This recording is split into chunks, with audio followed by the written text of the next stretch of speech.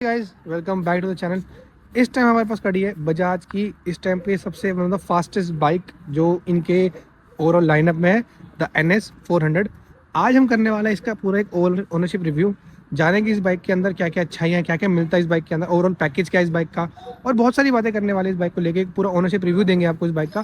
तो चलिए इस वीडियो को स्टार्ट करते हैं। तो गाइस हमारे साथ एक और भाटी साहब आ गए। भाटी साहब कैसे हैं? बढ़िया भाई। तो भाटी साहब, सबसे पहला सवाल, NS 400 ही क्यों? यार NS 400, पहली बात तो मैं 12 साल की उम्र से राइडिंग कर रहा हूँ। ओके। जब मेरे पास लाइसेंस भी नहीं था। शाबाश बेटा, बहुत बढ़िया मुन्ना। ठीक है, तो मैंने शुरुआत में मेरे पास जितनी भी बाइकें थी बजाज की थी। ओके। जैसे आपका 220F हो गया। हाँ हाँ हाँ। ठीक है, उसके बाद एवेंजर हो गया। तो जितने भी थे मेरे को बजाज की बाइकें एक पर्सनली पसंद थी। ओके। ठीक है, फिर उसके बाद मैंने पल्सर चलाने लग गया। पल्सर के बाद फिर जितने भी वेरिएंट लिए सारे पल्सर के लिए, बस यही था। तो जब आप ये बाइक लेने जा रहे थे, आपके मन में बजाज को हटा के एक दूसरी बाइक बिल्कुल भी मन में नहीं है कि अगर NS 400 नहीं मिले तो यार वो ले लूंगा? ये सबसे बढ़िया सवाल है। जब क्या कहते हैं मैं शोरूम गया, हाँ। तो मैं एवेंजर ही लेने गया था, क्योंकि मैंने काफ़ी टाइम तक मैंने एवेंजर ही चलाई है, 220 क्रूज। ओके। ठीक है, तो मैंने देखा कि यार ये वैनम की शक्ल वाली बाइक भी है।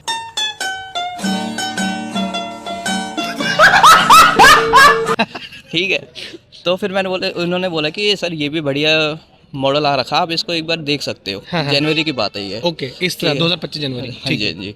तो फिर मैंने इसकी राइड करी। हम्म। अब राइड करने के बाद भाई बस दिल आ गया इस दिल आ गया। तो मैंने तो कहा उसके यार बाद बिल्कुल दूसरी बाइक छेड़ने का भी मन नहीं किया कोई? नहीं, फिर मैं और भी देखने गया। मैंने कहा कि यार अगर 400 सीसी में अगर इतनी पावर मिल रही है, हाँ। ठीक है, एक बार और भी कंपनी ट्राई कर लेते हैं। हाँ। बजट की तो वैसे भी कोई दिक्कत नहीं है।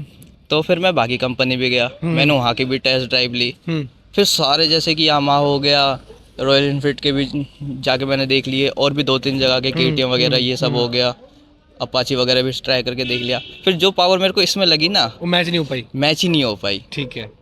तो फिर मैंने बोला कि यार अब जो भी है NS ही लेनी है। ठीक है, तो अब अगर NS पे ही आ जाते हैं।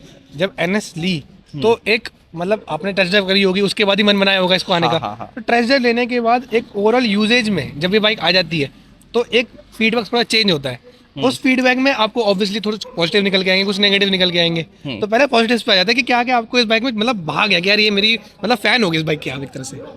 आइए देखते हैं, बैठचंद मजा आएगा। ये यार एक तो इसका मेन पिकअप हो गया। पिकअप ठीक है। ठीक है, दूसरी क्या बताऊँ, मेरे को सबसे बढ़िया तो इसका पिकअप ही लगा। अच्छा। बस एक यही लगा मेरे को, और कुछ नहीं। ओके, अब चलते हैं एक ब्रेकिंग वाला पार्ट में। ब्रेकिंग आप सेटिस्फाइड है इस बाइक की? हाँ, मैंने अक्सर काफ़ी लोगों से ये सुना है कि जो NS 400Z है उसमें ब्रेकिंग प्रॉब्लम है। अब भाई मैं तो यही बोलूँगा, अगर साइकिल चलाने वाले बंदों को अगर 400 सीसी पकड़ा दोगे तो यार वो तो ठोकेंगे ही। क्या बात है सर, क्या बात है सर, क्या बात, ये बात है। ठीक है। तो आप कहना चाह रहे हैं कि अगर एक बंदा जो एक्सपीरियंस है, हाँ, वो चलाएगा तो ब्रेकिंग में थोड़ा फीडबैक अच्छा निकल के आएगा? हाँ, ब्रेकिंग में, क्योंकि मैंने अभी तक इसके ब्रेकिंग पैड वगैरह ये सब मैंने चेंज ही नहीं कराए हैं। अच्छा। और मेरे को कोई इशू भी नहीं है। और कितने अभी किलोमीटर तक चल गई फिलहाल के ये मेरे ख्याल से भाई 13,500 किलोमीटर प्लस ही चलेगी। और अभी तक कोई ब्रेक पैड चेंज नहीं हुआ? नहीं हुआ। बहुत अच्छी बात है ये। ठीक है। और बाइक चलती भी स्पीड में ही है मेरी।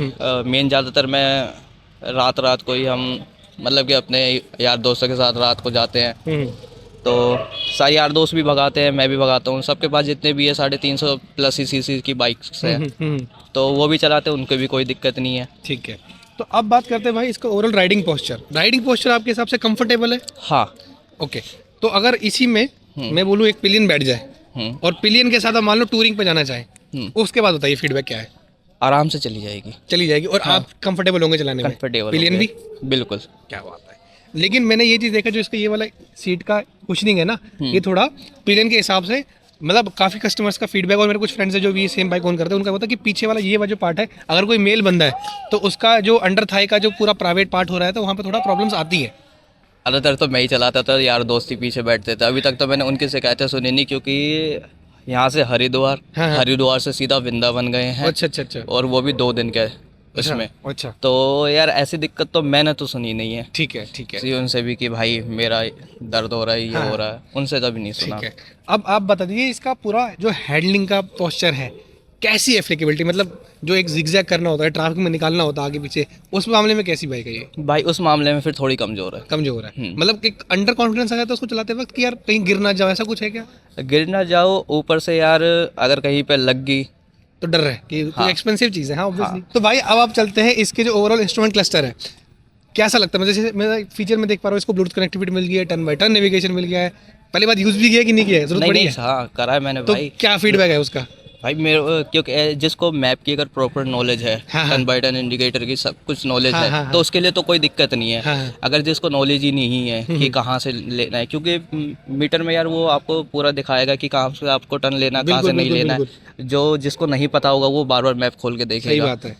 हमें तो पता ही है यार, हाँ। क्योंकि हम राइडिंग करते ही रहते हैं। ठीक है। तो कहाँ से मुड़ना है कहाँ से नहीं। अगर हम कहीं नई जगह भी जाते हैं तो उसमें मैप लगा देते हैं, वो बता देता है कितने किलोमीटर बाद, ये कितने मीटर बाद टर्न लेना है, कितने करना तो है। आराम बेसिकली से। ये है कि टर्न बाय टर्न नेविगेशन के आने की हेल्प से आपको जो फोन का एक स्पेसिफिक बाउंड होता है वो लगाने की जरूरत खत्म हो गई है। हाँ हाँ। ठीक है। और उसमें सबसे मेन बात है, कॉलिंग भी इसी से ही उठ जाता है, हाँ, म्यूजिक हाँ, भी इसी से ही चेंज सही हो बात जाता सही है। बात है। तो यार ठीक है। फोन निकालने की जरूरत ही नहीं पड़ती, सही अपना बात है। मस्त ब्लूटूथ, अगर ब्लूटूथ वाला हेलमेट है हाँ हाँ। तो अपना कनेक्ट कर लो, आराम से कॉलिंग वॉलिंग उठा लो। मतलब ये नहीं कि अगर आप बीच हाईवे में जा रहे हो, किसी फैमिली मेंबर के, किसी फ्रेंड्स का फोन आ गया तो बाइक साइड में रोको, फिर है। कॉल उठाओ, ये वाली दिक्कत ही खत्म है भाई। ठीक है।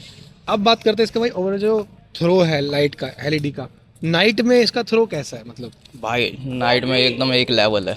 अच्छा, मतलब आपको बिल्कुल हाँ, परेशानी नहीं होती? बिल्कुल भी नहीं। ठीक है। अब चलते हैं भाई, बहुत सारी पॉजिटिव्स बात कर ली, थोड़ा सा नेगेटिव एक्सपेक्ट पे कि हाँ यार कुछ चीज़ें जो मुझे इस बाइक में पसंद नहीं आई, वो क्या होंगी? भाई मेन है इसका, क्या कहते हैं, स्लिप होने की मेन प्रॉब्लम है। बेसिकली जो टायर का ग्रिप हाँ, है वो हाँ। कामयाब नहीं है। हाँ। तो जैसे भाई आपने एक ये बता दिया कि हाँ टायर की ग्रिप्स नहीं है उतनी अच्छी, आप मुझे बिहाइंड द कैमरा ये भी बता रहे थे कि जो अपोलो H1 टायर्स आए थे उसके बाद एक और MRF के कंपनी ने अलग से सेपरेट टायर्स दिए जो अपोलो H1 से भी अच्छी क्वालिटी के हैं। तो आपके हिसाब से क्या है कि अभी भी थोड़ा इंप्रूवमेंट आई है उसमें कि नहीं आई है? नहीं आई है, बिल्कुल आई है। और मैं क्या कहते हैं, मेरी जैसी बाइक 20,000 अगर चल जाएगी ना, मैं उसी टायर में ही सीधा चेंज तो करूँगा। मतलब आप श्योर हो कि जैसे ही वो टायर आप इंस्टॉल कर देंगे तो आपका जो एक फीडबैक है जिसमें आपका ग्रिपिंग का हाँ। और जो फ्लिकिबिलिटी होती है बाइक की उसमें इंप्रूवमेंट आ जाएगी? आ जाएगी ठीक है। 100%। अब चलते हैं भाई थोड़ा एक माइलेज एक्सपेक्ट की बात की, इसमें माइलेज आपको क्या इस टाइम पे करंटली मिल रही है? माइलेज अभी भाई हाईवे में आराम से दे देती है 30 से 32 का। 30-32 मिल जाता है आपको? हाँ। और ये और- तब है जब आप इसको बहुत आराम से मतलब क्रूजिंग स्पीड में चला रहे हैं? हाँ, मतलब कि वही 80-90 के बीच में जब 80-90-100 ऐसा चल रही है। ठीक है। अब अगर इसको वही चीज़ रफ में ले आए और सिटी में ले आए सिटी में, तो भाई फिर ये 17-18 से कम देगी। तो मतलब भाई इसको सीधे एक वैगनर वाला माइलेज मिल रहा है अगर आप सिटी में चलाते हैं तो उस हिसाब से देख लीजिएगा। हाँ। चलिए भाई अब चलते हैं थोड़ा सा उस पार्ट पे जहाँ पे आ गई है बजट की बात।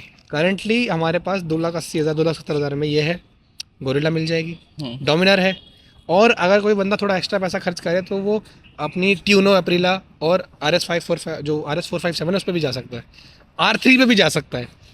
इन सब के बीच में ये कहीं ना कहीं है जो स्पीड में, कंफर्ट में, रिलायबिलिटी में हर जगह अपने नंबर्स अच्छे दिखो शो कर रही है। देखो सबसे पहले बात तो है ये पॉकेट फ्रेंडली है। पॉकेट फ्रेंडली, हाँ जी बिल्कुल। ठीक है, पावर भी बढ़िया ही है। बिल्कुल बिल्कुल। ठीक है, 2.5 लाख के अंदर आती है। ठीक है, पावर मिल जाता है। बिल्कुल। और क्या चाहिए लोगों को? वहीं आगे कि अब अगर इस पर आ गए हैं तो एक बार सर्विस की कॉस्ट भी डिसाइड कर लेते हैं। सर्विस का आपका क्या मतलब, इस पे कितना खर्चा लग जाता है? सर्विस भाई इसके पहले के 2 सर्विस तो मैंने कंपनी से करवाई। ठीक है। ठीक है, जिसमें से पहली सर्विस में मेरे ख्याल से आ जाते हैं 3200 के आसपास। ओके। 3200 से 3500 आ जाता है। वो भी आपके कहने पे 3500 तब आता है जब आप इसका एयर फिल्टर और भी कुछ चेंज करवाते हो। ठीक है, वरना अराउंड ये वैसे अगर आप अपनी नॉर्मल सर्विस करवाओगे तो मेरे ख्याल से 2500 से 3000 के बीच में आ जाता है। ठीक है। तो मतलब वही अगेन पॉकेट फ्रेंडली बाइक हो चुकी है एक तरह से। तो भाई अब जाने से पहले आखिरी सवाल यही रहेगा, ये बाइक इस टाइम पे जो बंदा लेना चाहेगा, सेटिस्फाइड आप तो बिल्कुल हैं, लेकिन अब इसका जो नया वाला मॉडल है जिसमें क्विक शिफ्टर भी एक तरह से आ गया है, 43 bhp हो गया, 40 bhp वाला मॉडल है, तो क्या आप हमारी व्यूअर्स को रिकमेंड करेंगे कि हाँ यार ये बाइक आप मतलब बिल्कुल बेझिझक होकर ले सकते हैं, कोई दिक्कत नहीं आएगी? बिल्कुल बेझिझक होकर ले सकते हो। और वो बंदा ले, आपके व्यूअर्स को मैं ये बोलना चाहूँगा कि जिन्होंने मतलब कि स्टेप बाय स्टेप इंजन, हाँ मतलब सीसीज में हल्का हल्का करके अपग्रेड किया। हाँ, अगर वो फर्स्ट बाइक ना ले इसे। हाँ, हाँ। अगर जो व्यूअर्स ये सोच रहे कि यार 2.5 लाख रुपए तो है, अभी हम स्प्लेंडर चला रहे हैं या सिटी डिलक्स चला रहे हैं, जो भी चला रहे हैं, मेरे पैसे आ गए यही ले लो यार, इसके रिव्यू ज़्यादा मिल रहा है, तो भाई उनके लिए वो ना ही ले तो ज़्यादा बढ़िया है। अच्छा, क्योंकि बहुत सी दिक्कतें आ जाती है शुरुआत में, जैसे कि आपको मैंने हाँ बिल्कुल सही बात है। लेकिन मैं वैसे ही बताना चाहता हूँ, एक बाइक जो 40 bhp का नंबर दे रही है ना पावर फिगर्स में, मैं पर्सनली भी रिकॉर्ड नहीं करता कि आपकी फर्स्ट बाइक हो। रीजन भी इतनी पावर हैंडल नहीं होती है नहीं स्टार्टिंग होती, में, बिल्कुल नहीं चाहे आप कितने भी बड़े आपने आपको कॉन्फिडेंस ले लो, खासकर अगर आप एक यंगर एज के हो जहाँ पे आपका एड्रेनलिन बहुत जल्दी किक इन होता है, 40 bhp बाइक कभी कभी नहीं संभलती है। तो भाटी साहब बहुत थैंक यू आपका हमारे चैनल पे आने के लिए। एक बार अपना इंस्टाग्राम हैंडल बता दीजिए। भाटी साहब .HR51। भाई का जो भी इंस्टाग्राम है आपका मैं यूट्यूब डिस्क्रिप्शन में डाल दूंगा।